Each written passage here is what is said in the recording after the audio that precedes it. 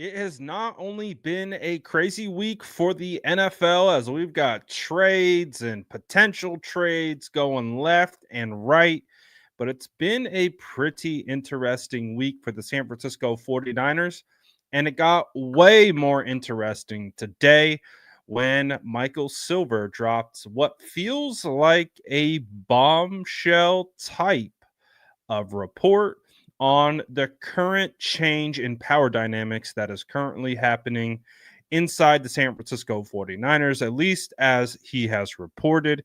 So, we're going to talk about that because based on everything that we gathered from that article, is it sounds like it could have a direct impact on how the negotiations with Brock Purdy could go from here on out, and maybe even some potential other ranges of outcomes for the future of the San Francisco 49ers, which could be a massive shakeup from what we have come to know over the last couple years. There's 49ers made a roster move, so we'll talk about that. Well, lot of stuff popping up on a Friday, but you guys already know what to do.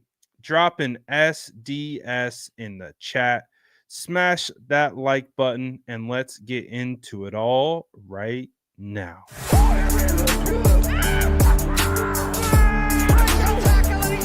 Smash that like button if you haven't already. Love to see it.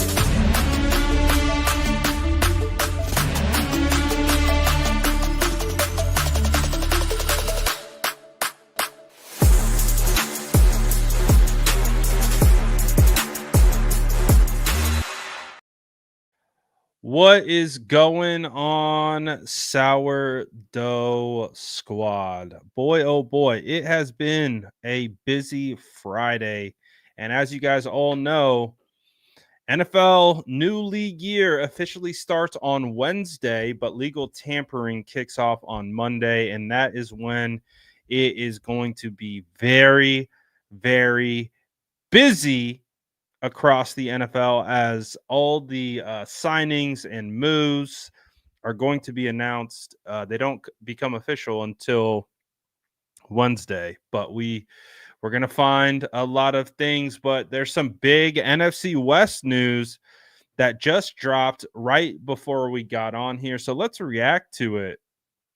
D's dropping it in the chat. Geno Smith traded to the Raiders for a 2025 third round draft pick. So an end of an era in Seattle. The Seahawks are clearly smashing the reset button on kind of the way they built their roster. It seems like they were trying to make it work with what Pete Carroll had put together. But now that Pete Carroll is out, sounds like everyone else is out too. Tyler Lockett released, DK Metcalf on the trade block, and Geno Smith traded. So a lot of moves, not only, coming for the San Francisco 49ers, but across the league. So pretty crazy stuff. Also on top of that, we heard that the potential replacement for Geno Smith is Sam Darnold. So the 49ers could see a familiar face up north in Seattle. Now, credit to Sam Darnold. He beat the San Francisco 49ers last year. I think that was week 2 versus the Minnesota Vikings. But in all honesty, I would not be upset if Sam Darnold signs. They're saying he wants a 3-year deal. If he signs a 3-year deal with Seattle, I don't mind it. I don't mind it at all. Because I do think although Sam had a great year last year, I think there are pathways to disrupt his game. And who knows that better than the San Francisco 49ers? So definitely an interesting time. But honestly, I think the biggest news came out today.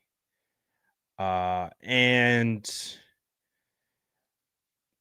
I think when you look at this Mike Silver report that he put out, if you haven't seen it, I did a pretty in-depth two-part video on that article that he put out because I wanted to present the full context. There was so much information in that article by Mike Silver that there was two key elements to it. The first key element in the Mike Silver update is, at least that's what it's feeling like this is happening. It's not that, oh, it could happen, it might happen. No, it's happened. And it aligns with what John Lynch kind of spoke about at the podium. Is it sounds like Kyle Shanahan doesn't have the same kind of unmitigated power to make decisions like he has had since he has taken over. To kind of summarize, essentially what has happened is Kyle will now only be focusing on the coaching elements of scheming and, stuff like that.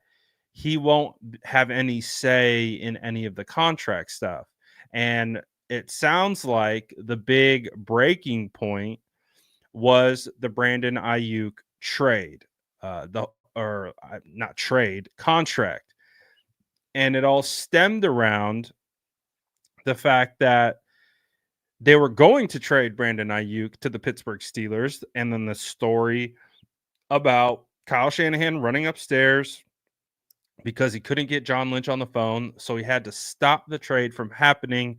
They stopped the trade. They pay um, Brandon Ayuk the money that was negotiated, and then we saw what had happened. Was not the performance that they were hoping to see out of BA. Then he just absolutely tears up his knee in a worst case scenario type situation. And it sounds like the 49ers have decided that based on how last year went, that they're not going to be doing that anymore. And not only are they going to not be doing that, but it doesn't sound like Kyle Shanahan, who had the power to make that happen, will have that power anymore. And why is that important? Why is it important that it seems like Kyle doesn't have the power that he has once had? Well, there's multiple different levels to why that's important, but I think let's talk about in the short term. In the short term, it directly impacts the negotiation with Brock Purdy. So the Brock Purdy situation becomes very, very interesting. And I thought this one little quote from the article really kind of said a lot. It spoke very loudly.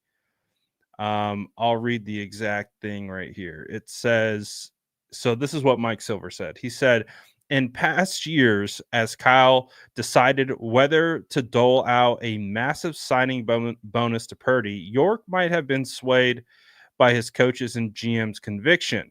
This time, I expect the owner and his chief negotiator, executive vice president of football operations, Parag Marathe, to be as ruthless as they deem appropriate.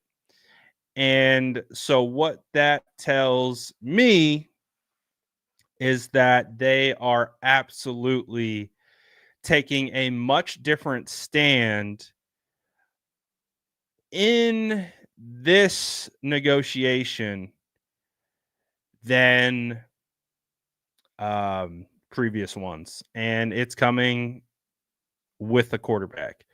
So, this is something that I have been kind of anticipating. I did not expect this negotiation to be easy. I did not expect this to be something that was just going to be wrapped up and done and without much pushback or anything like that. I had mentioned in real time when Brock Purdy spoke at the his exit interview, basically saying we need to get this done by mandatory minicamp, and how that was like he's basically saying that this is an invisible deadline, and if we can't get this thing done by this invisible deadline, it's going to create a lot of challenges. And everything that we are hearing now about uh, this situation is that seems like there's a real possibility there could be either a hold in or a hold out, and that is pretty impactful, because what I do think opens up the door for this is if the 49ers, based on this whole report, are not going to budge on a certain number, what is the next step? The next step is to find a trade partner. The next step is to find someone who is willing to take that contract on. If a team isn't willing to take on that contract, and if there is a threat of said player holding out, not trying to, I think they have to play by week 8. I think if Brock were to technically hold out, he could hold out until week 8 before he would have to play, and then uh, he would still be able to accrue a full season. So this whole situation, this article that came out, I think really opened up the floodgates of how what I think many fans thought was going to be a straightforward negotiation is proving to be much more than that. And not only is it going to be much more than that, but you don't have Kyle Shanahan to be able to push it over the finish line. Because when you look back at the past contract negotiations, there's one common theme. It's Kyle Shanahan pushing it over the it's pushing it over the finish line. Think back to when Trent Williams was negotiating his contract. I think it was back in 2021 or 2020. I forget exactly the year that it was. It might have been, was it the 2020 off season? But anyways, um, basically the story goes is he called Kyle and he's like, Kyle, I'm about to sign with the Chiefs. I will stay and sign with the San Francisco 49ers, but I need this contract. Kyle Shanahan calls Parag, says, this is what we need to do. And they do it. And they pay Trent Williams. And at that time, I think that was the right move. Trent Williams only solidified himself further as being the best tackle in the league. But there's also been some other contracts that have seemingly came back to haunt them. You know, the Deebo Samuel trade, they just took on $31 million in dead cap. And he had only declined ever since getting paid in 2021. We saw the thing with Brandon Ayuk. I don't know if Bosa has necessarily, you know, played up to the contract as, you know, being the highest paid non-quarterback in NFL history at one point. So it's interesting because, like I said, to me, the huge news about this situation is the shift in the power dynamic. And if it is true and that is occurring, there are multiple things that can happen here. Because what does the future hold for Kyle? If Kyle has another subpar year, does that mean this could be it for Kyle? And if it's it for Kyle, how do they manage that? What does that look like? Is that a situation where Robert Saleh potentially hops in the driver's seat, takes over? Do they gut everything and clear everything out, fire the entire staff, including John Lynch? and start over. So now in that report, they did say that Kyle's seat isn't even lukewarm. But if if we're just going to be free thinkers and just try to understand that, having decision making power removed from ownership isn't necessarily a good thing. Now, it could work. It could benefit the 49ers in the sense that Kyle gets back in the lab and all he's thinking about um, for, just getting back to coaching and just focusing on the coaching element of it, not having everything under his fingertips, where maybe they think he's been spread a little thin. And the 49ers bounce back in a hurry and all of that. So it's gonna be really, really interesting to see how this whole thing plays out because, like we mentioned, it sounds like it will have a pretty direct impact into the contract negotiation with Brock Purdy. And the fact that we've already heard from Adam Schefter and multiple places that the game plan, right? The you either sign the contract that we put in front of you, or what happens is you'll play your remaining deal on for 5.2 next year. Then we'll tag you twice and we'll let you go. So it's it's fascinating. It is it's I would say it's one of the more fascinating articles that I have read surrounding the San Francisco 49ers ever. Um, it's it's pretty interesting, and it seems to definitely signal some changes. And again, changes aren't always a bad thing, but I think what it signifies is that this is a very pivotal time in the Kyle Shanahan era. Like, things I think have to get back on track in a hurry for things to not slide further south.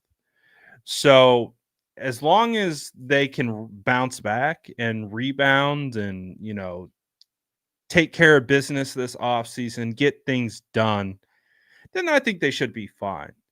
And I do think it's important to note that, I put out a tweet saying that, I miss the days of when, the offseason wasn't dominated by intense contract negotiations.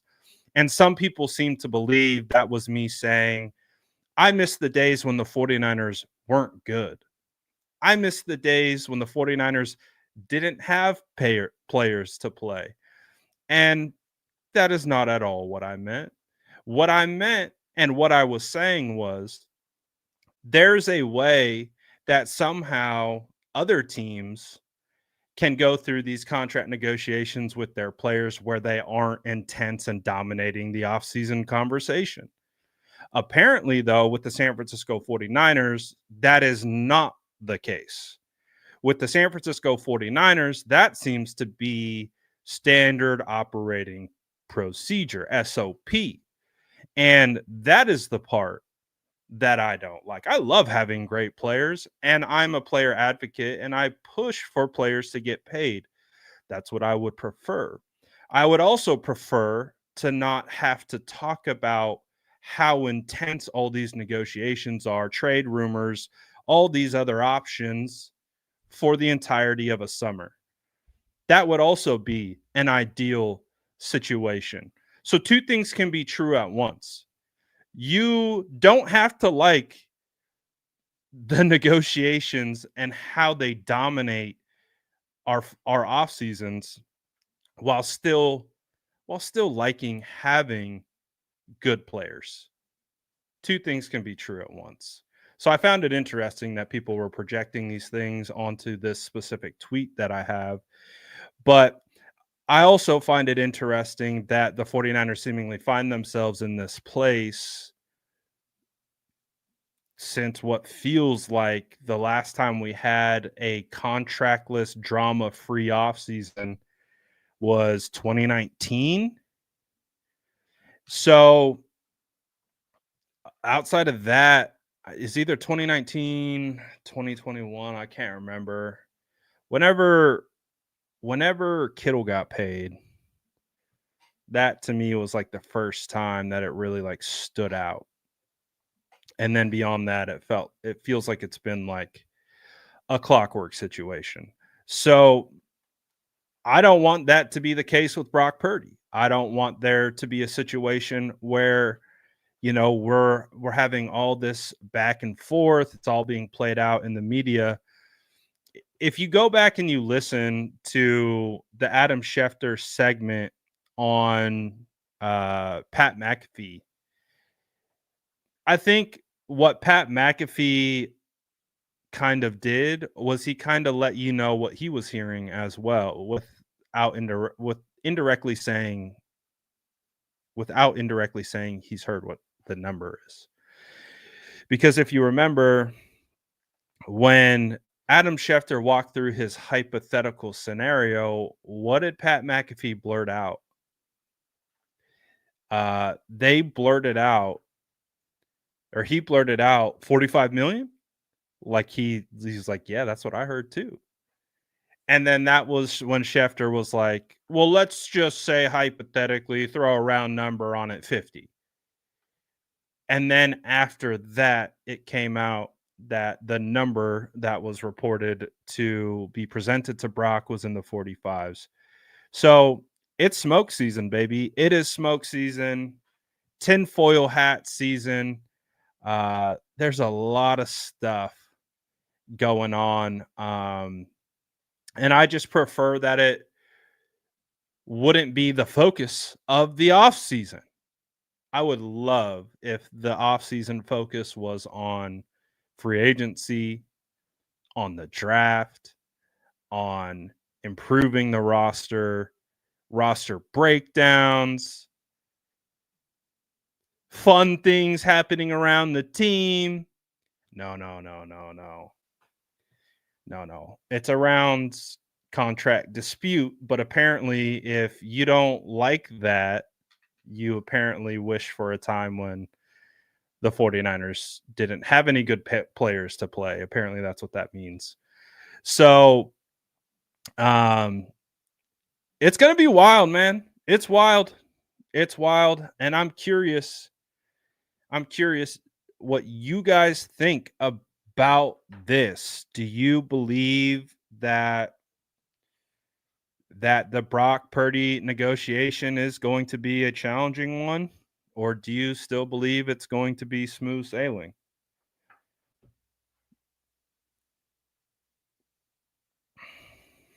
Because in like basically the article of what he was summarizing, he's basically saying that this could get messy very, very quickly based on kind of where we're currently at with the power dynamic of what is happening now.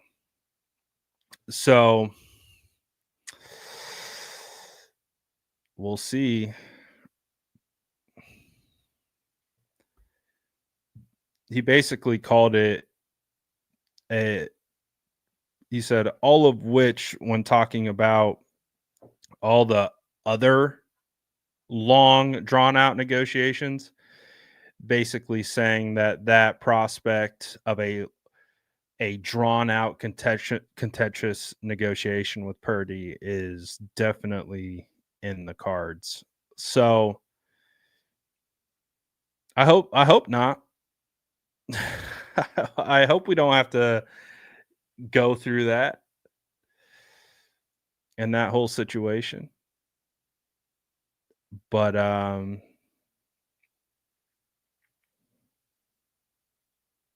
Here we are. Here we are. And heading into it with our quarterback. So that's why I think it's going to be fascinating to see what quarterback gets signed in free agency. So that is a key element here because Brock Purdy is currently the only quarterback who is under contract. And as we've seen in the past, the 49ers have had guys like Brandon Allen, they signed Joshua Dobbs.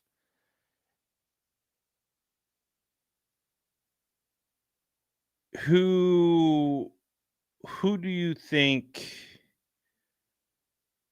the 49ers are going to sign at quarterback?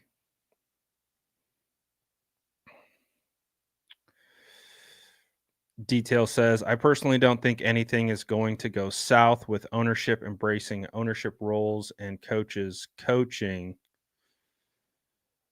I mean, I don't necessarily disagree with that, but it's also a shift. It's a disconnect. It's not the same. It's what the 49ers have done since they have had Kyle Shanahan.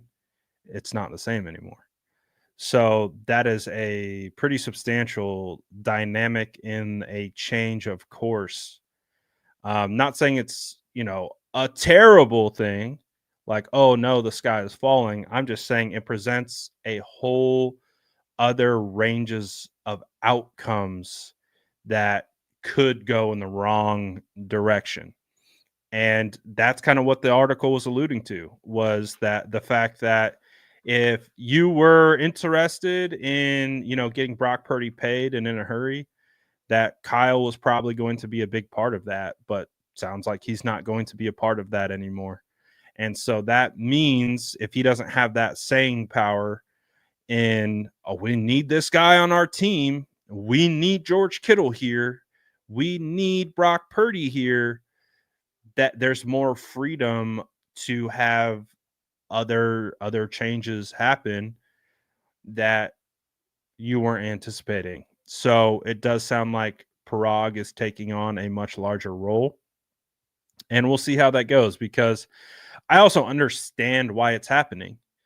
Kind of when you look at the article, he mentions, when you draft in the top 3 and you trade 3 first round draft picks to go up and you get that, um, and it doesn't work, and then, Mr. Irrelevant ends up being the guy. It's interesting. Hendrick says, how many other coaches doing ownership things? I also don't think it is a bad thing. Fair enough. Like I said, it doesn't mean it's a foregone conclusion that it's a bad thing. To me, it just it's a big eyebrow raise. It's a big, like, alert, alert. Things aren't going well to the point where they're like, we're going to remain status quo. So we have to make a shift. It doesn't mean the shift is end all, be all, the sky is falling. It just presents that there's a rift at some level to have this change made. And it's a pretty substantial change. So doesn't mean it equals a bad change. But again, I come back to, you know, listening to a fan yell at Parag Marathe as he walked by on game day and say, oh, I can't wait till we pay Brock Purdy. Yeah, we're going to get Brock Purdy paid. And Parag's wife, who was walking in front of him, looks back at him and goes, in response to a fan yelling to you know, get the ball rolling, get Brock paid. And she looked at him like, see? I was like, I talked about it a while ago about how it really stood out to me. The body language that she showed him when a fan mentioned paying Brock Purdy. And I was like, that was interesting. That was a very interesting reaction to a fan saying to pay Brock Purdy. But anyways, we'll see. But I think kind of the point that I'm making is let's a hypothetical range of outcome.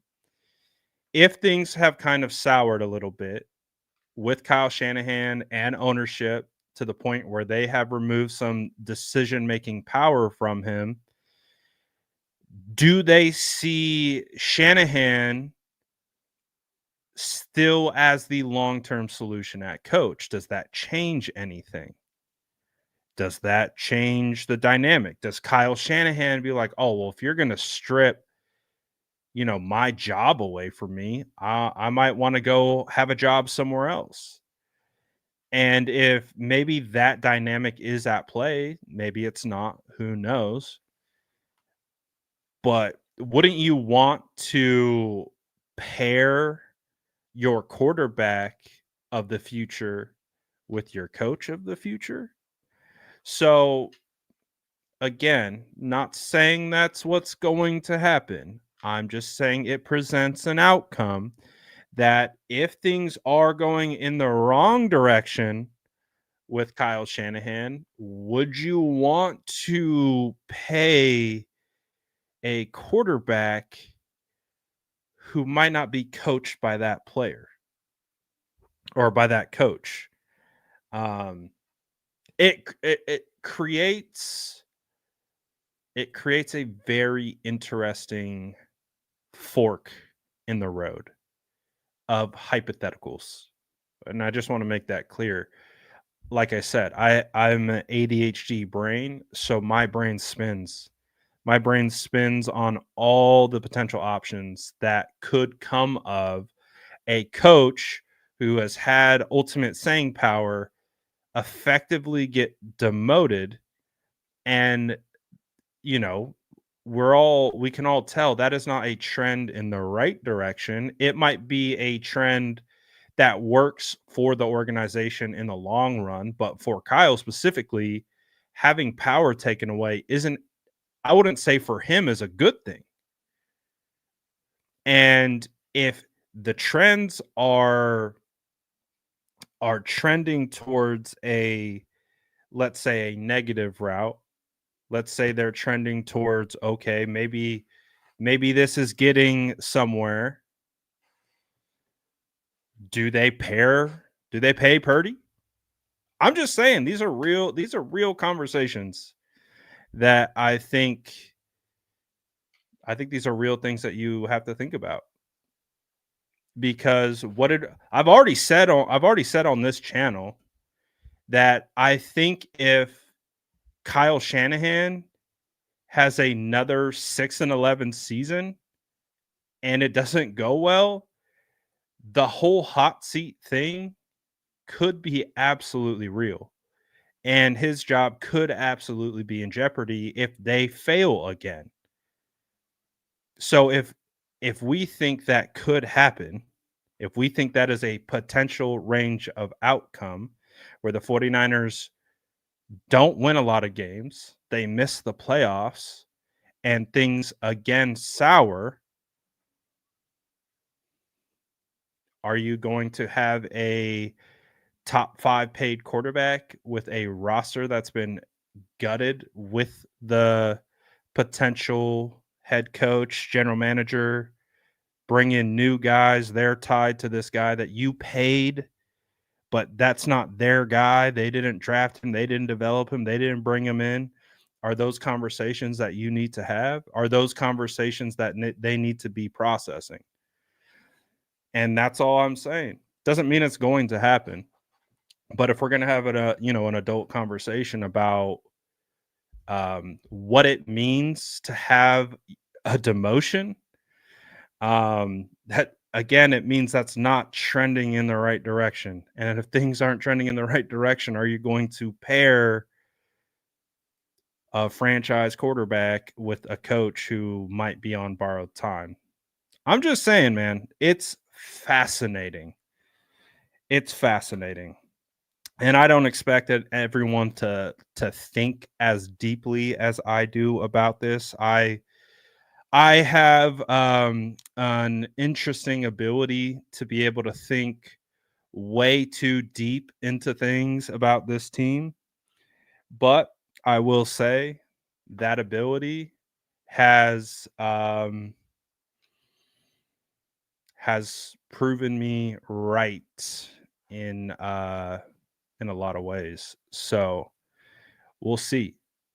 We'll see. And Hendrick says if the report says Kyle isn't lukewarm despite the demotion, I don't think Shanahan would be on borrowed time. And again, like that's what I'm saying. I'm saying hypothetically, if they have another torpedo season, you can't guarantee anything.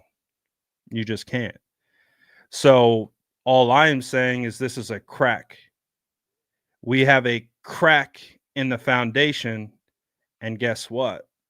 All it takes is a couple things to split that foundation wide open. You can repair the foundation, you can improve it, and you can get it back together and you can rebuild on top of it. But I don't think how you can see this report and be like, oh, things are fine. I just that's just that's just not, in my opinion, uh, how things work. So we'll see. Well, again, we'll see what comes of it, but it's pretty interesting. It's pretty interesting to say the least. And that's a pretty substantial thing to put out by Mike Silver, um, if that weren't true. So we'll see, man. We'll see. But I will say we are locked in for another really fun off season. Should we shift gears though? I don't want to talk about this anymore because I think I've made my point. I think that I've made it clear that I believe there's a whole new set of ranges of outcomes that maybe I didn't believe existed prior to this report. And it doesn't mean they're going to come true, but again, just ranges of outcomes. So I've made it clear that's where I feel, that's how I think, and we'll let it play out and see where the cards fall. But yeah, let's switch gears. I think I've talked about this topic enough. We haven't done a live yet talking about mock 3.0, so I want to talk about mock 3.0. I like this mock. I'm not gonna lie. I don't know how you guys feel about it, but I took Armand Membo at 11. I have done the deep dive. I'm starting to see the light uh, on him. Not that I wasn't before, but like I really see it now. Like he is so insanely um, fast. Like it's remarkable. And I think he would be a phenomenal pick. I think that the fact that the Chicago Bears have traded for multiple veteran offensive linemen, I think could help the case. Now, the Raiders, I think, throw a wrench into the mix because I did think that they could be a quarterback needy team that could help push down uh that could push down Membo. Like so I think that's really where we're at is he needs to be pushed down. They need other players to go in the top 10, but you got guys like Tet McMillan, people have him falling out of the top 10 and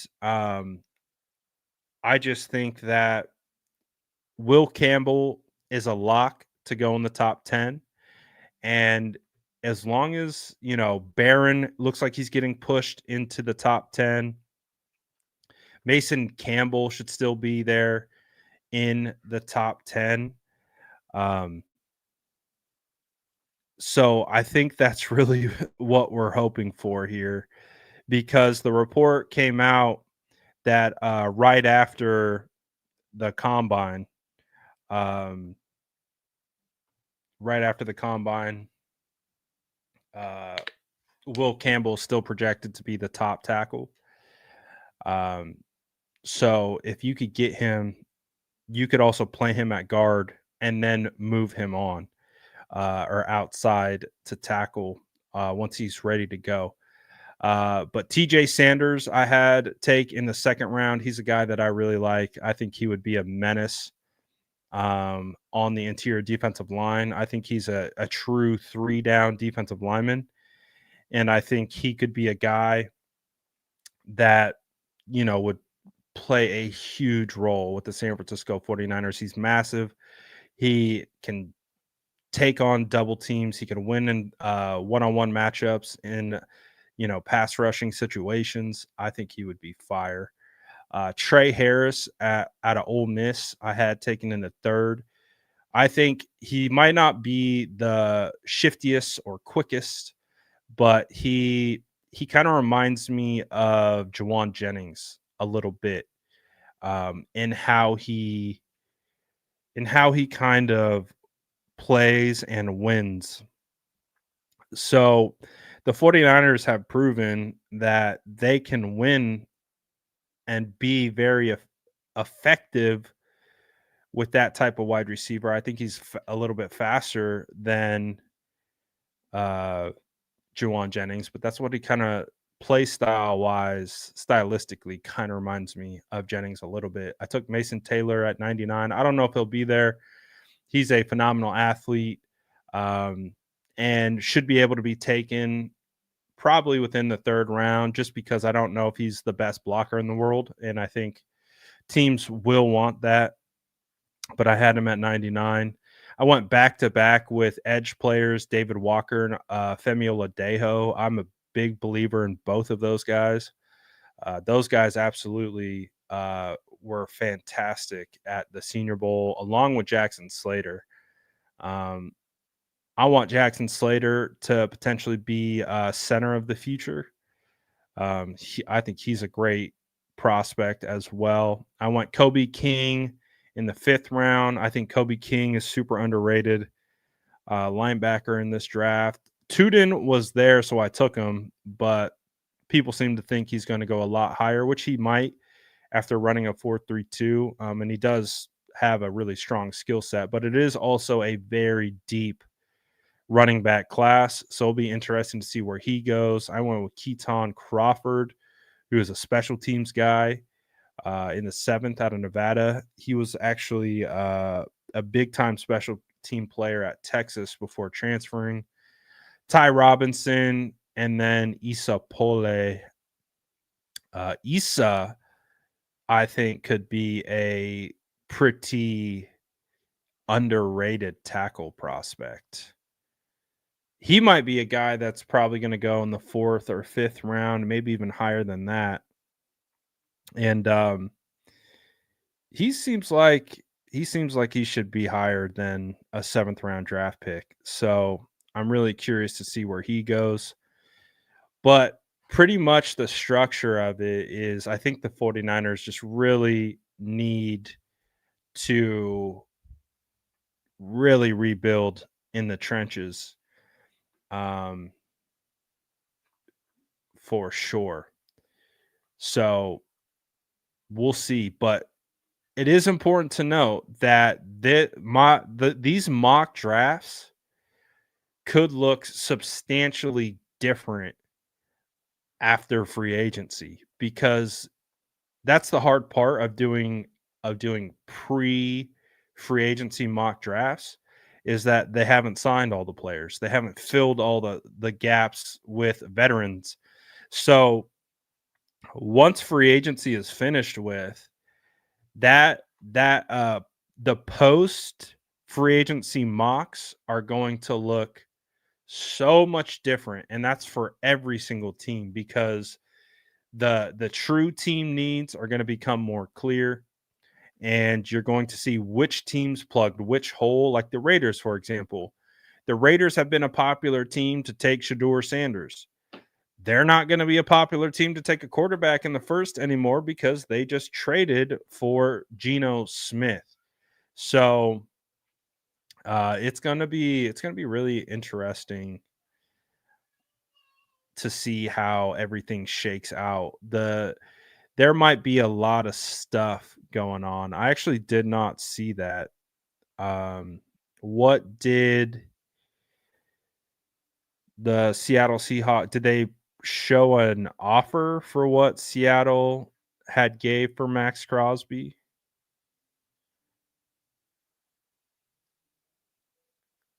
Who put that out? I'm looking right now. Package deal of Geno and DK. Oh,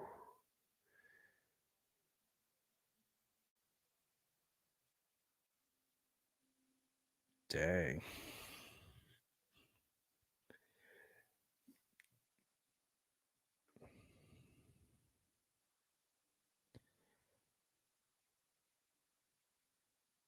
That would have been a big deal.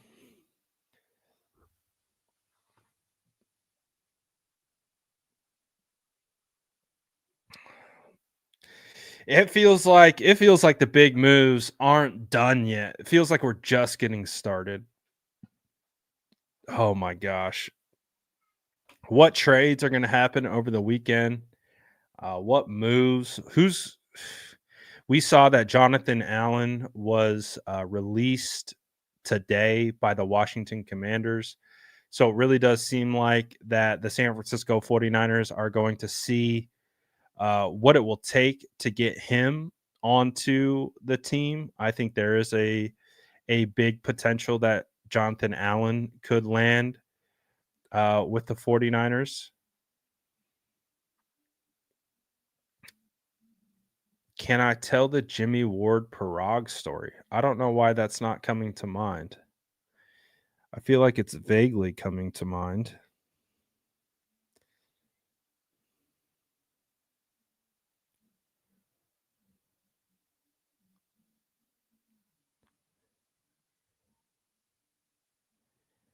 Oh, I posted it.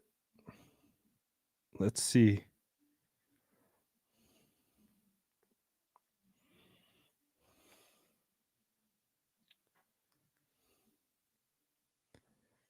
Hold on.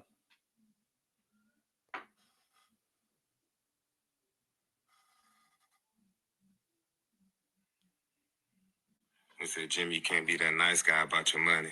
Yeah, I see. Because Parad, he don't play. Hey, shout out to Parad, boy. He gonna do his job. I say that's why Parad been a part of the Niners organization for years and years and years. But Parad, boy, he that boy is a negotiator. If you ever look up the definition, you gonna see a picture with Parad face on it. Well, I'm telling you, boy, he need every dollar for real. All right. Yeah, I forgot about that. I forgot about that. Hey, it's proven to be true. It's proven to be true. 49ers are what appears to be a difficult team to negotiate contracts with. Doesn't matter who you are, doesn't matter what you've done. If you think you're about to go into a easy peasy uh situation, doesn't sound like it's going to happen. Doesn't mean just because you're the quarterback doesn't mean it's going to happen either.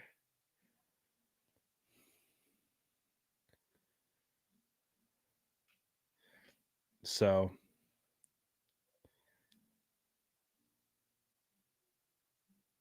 crazy times, man, that we live in.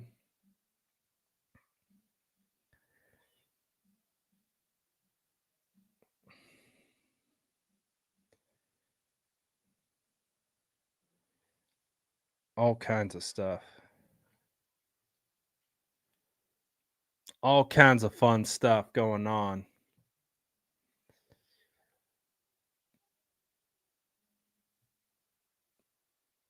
All right. Let's see.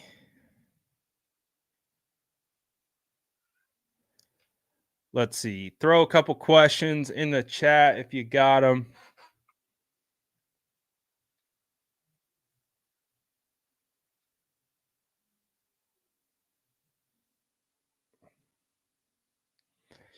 I'm curious what Brock would go for in a trade because again, it's a tough situation because you're trading a player who needs to get paid. So that messes with the compensation. And just like with what we're seeing with Geno Smith, um, one of the reasons why he got traded is because he was also in a negotiation. It didn't seem like they were going to get that done at the number he wanted. And according to Diana Rossini, Geno Smith is looking between 40 to 45 million dollars per year. So I wonder what Brock would demand, or not, like what teams would be interested in Brock. And again, let's just say 50 plus. I feel like the number is anywhere between like 50 and Brock's number is probably 55 plus, but clearly we don't know where that's ultimately going to land. So what would they trade? Would they trade a first? I don't know.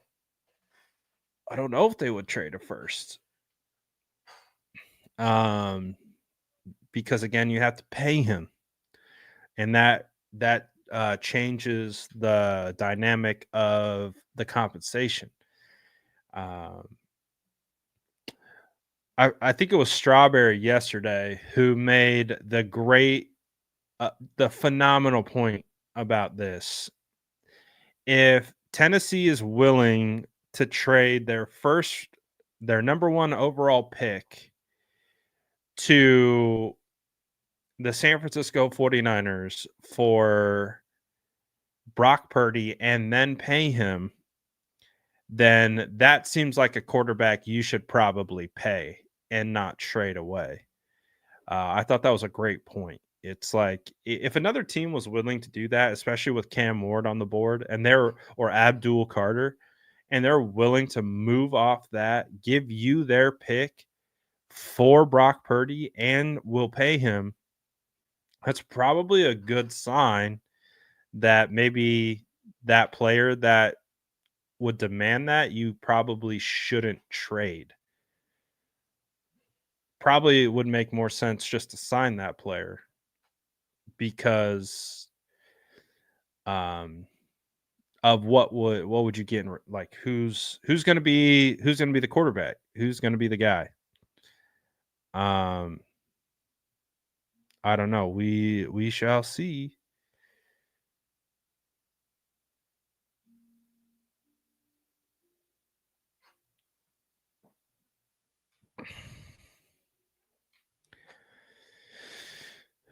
We shall see.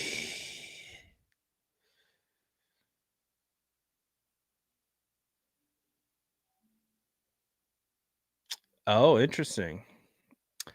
Leon says, I just noticed they could tag Brock for 2 seasons, and that is Kyle's last contract year, too. Interesting. Interesting. Interesting. Uh, Jason, did you watch either of the two videos that I posted about the Mike Silver situation? Because it was basically just reiterating um, what he had said. Basically saying that the 49ers could choose to be very ruthless with how they negotiate with Purdy. Oh, you haven't seen it yet. Well, I don't know if you've read the Mike Silver article or not. I basically went through all the important parts. It's a pretty interesting article because it details some pretty significant changes that have happened with the power dynamic inside the building with Kyle and how that will ultimately impact Brock's negotiation and how there is a bit of a change in philosophy that comes along with the change in power dynamic.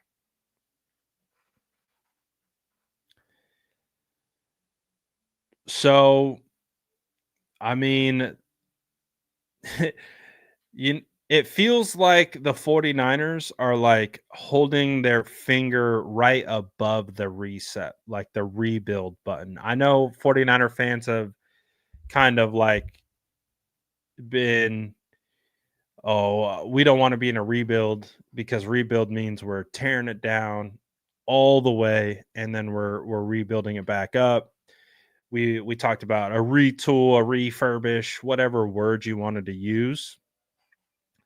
But with this article, it feels like the 49ers are like their finger is basically like right over the rebuild button where the floor pops, the floor goes out, everything falls down, goes back up, and they rebuild on top of it. Um, so I don't know, man. I think that's at the end of the day, I don't know what's going to happen. And I felt more confident that I did know what was going to happen.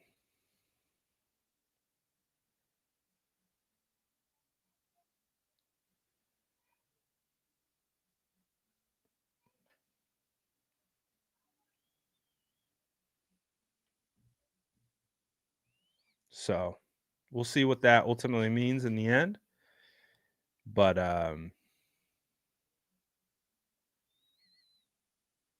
get your popcorn ready, ladies and gentlemen. It's going to be a eventful off season, and don't think any differently. It's going to be a wild one. It's going to be a wild one for sure. So, but also I think I have kind of focused on the potential, like, because I'm kind of pessimistic with how these things go because I don't see the track record of them being successful. The long contract negotiations, they don't tend to, uh, there's not a like, I don't see the method to the madness because they ultimately pay big in the end. And maybe, that's kind of back to the Kyle Shanahan thing, but the player struggles after they get paid based on how hard the negotiation is. And it's like that doesn't seem to benefit the team.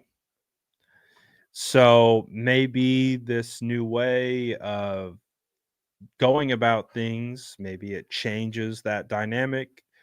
I'm not saying that means that anything's going to be sped up. I mean, we did see Diamador Lenore get paid last year in season, which I think was a very welcomed change than seeing it being a long, drawn out negotiation throughout the offseason. So that's a positive for sure. So we'll see. I just think there's a point where you cover this team for long enough that you're you have a difficult time seeing the repeated trend with the repeated results being very similar and then thinking that it's somehow going to change. Um, you know, So I don't know. Maybe that a shift is needed. Get Kyle focused on fixing the offense, which definitely needed a lot of work after last year. And so we'll see. We'll see how it goes. Uh, and how it progresses. But it does put, I think, a bigger spotlight onto this season and what this season means and some of the impacts that could happen. So I'm along for the ride. I got my popcorn ready. We're ready to go. Whatever happens, happens. Big changes occur, they occur. And we'll take it in stride and we'll see how it goes. When the 49ers, fired Jim Harbaugh, it felt pretty dire. And then there's some pretty bad years to follow, but we've had some pretty good years as of late. So who knows what's going to happen in the future. But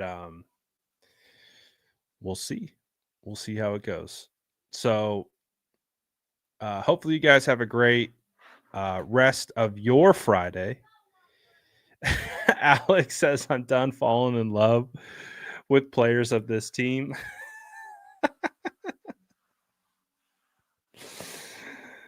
That's probably a sure way fire of keeping from being disappointed. So we'll see how it goes. We'll see what happens. We'll see how it progresses.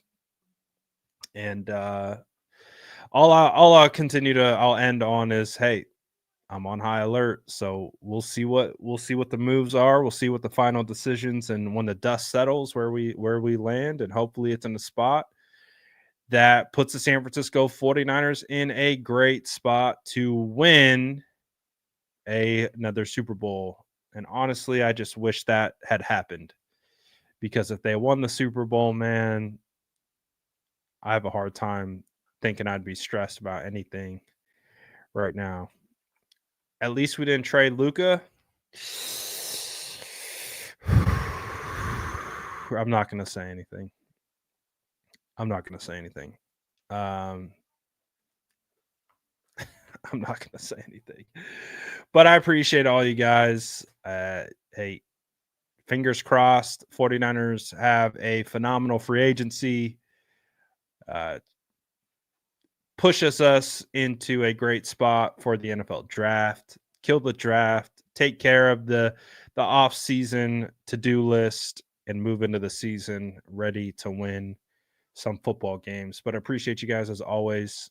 I'm out of here for now. Smash that like button on the way out, and I'll see you guys, who knows, maybe this weekend, because sounds like there's going to be a lot of stuff popping off. So make sure you got post notifications on, your sub to the channel, and I think there's going to be a lot of news breaking here coming up. So make sure you're tapped in, and I'll see you guys in a bit.